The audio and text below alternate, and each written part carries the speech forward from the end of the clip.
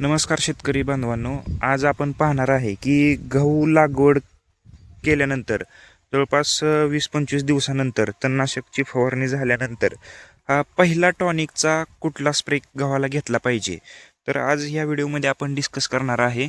तर चॅनलला नवीन असाल तर सबस्क्राईब करायला विसरू नका. तर चला बघूया आपण कुठला स्प्रे पहिला घेतला पाहिजे. तर सर्वप्रथम सांगतो, गहू तणनाशकचा आपण कुठला वापर केला आहे हे चॅनलला पाठीमागं व्हिडिओ पोस्ट केलेला आहे, ते पाहू शकता.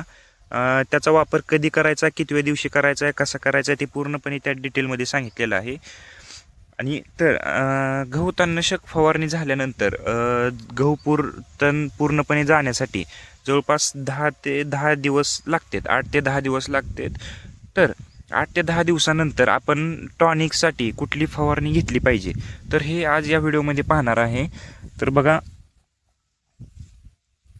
आपण टॉनिकची फवारणी घेतलेली आहे. तर अशा पद्धतीनं वाढ झालेली आहे गव्हाची. फुटव्यांची संख्या बघू शकता, काळोखी बघू शकता. अशा पद्धतीनं पूर्णपणे गव्हाची वाढ झालेली आहे. तर चला बघूया आपण कुठली फवारणी घेतली. तर सगळ्यात पहिल्यांदा आपण फवारणीला वापर केलेला आहे की आयसेल कंपनीचं 11-36-24, जे की स्टार्टर नावाने ग्रेड ही मार्केटमध्ये अवेलेबल होती. तर त्याचा आपण एकरी 200 लिटर पाण्यासाठी 1 किलोचा वापर केलेला आहे. आणि दुसरं म्हणलं तर तणनाशक फवारल्यानंतर जे काय पिकावरती ताण येतोय, तर हा ताण पूर्णपणे कमी होण्यासाठी आपण सीवीडचा वापर आवश्यक केला पाहिजे. जे की मार्केटमध्ये PIचं म्हणलं तर बायोविटा नावाने जे की सीवीड येतं आहे, हे वापरलं तरी चालतं आहे. याच्यामुळे काय होतं आहे, जे तणनाशक फवारल्यानंतर पिकावरती जो काही ताण येतो, तर हा पूर्णपणे कमी करायचं काम हे सीवीड करतं.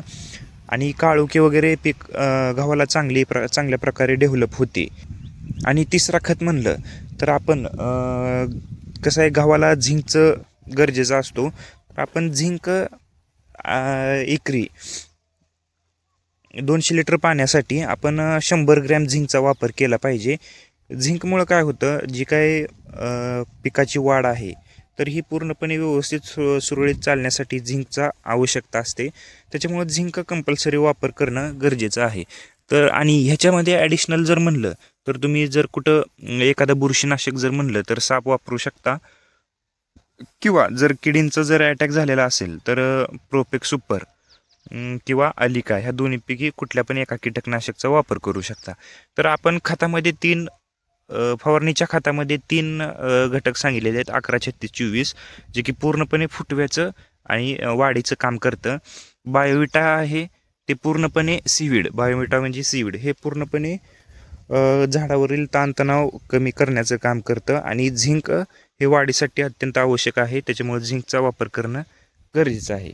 तर अशा पद्धतीनं आपण फवारणीचं नियोजन केलं पाहिजे गव्हामध्ये, जे की 30 दिवसाच्या आसपास तणनाशक फवारणीनंतर कमीत कमी 10 दिवसाचा गॅप द्यायचा आहे. त्याच्यानंतरच ही फवारणी घ्यायची आहे. तर धन्यवाद मित्रांनो. व्हिडिओ आवडला असेल तर लाईक करा आणि चॅनलला सबस्क्राईब करायला विसरू नका.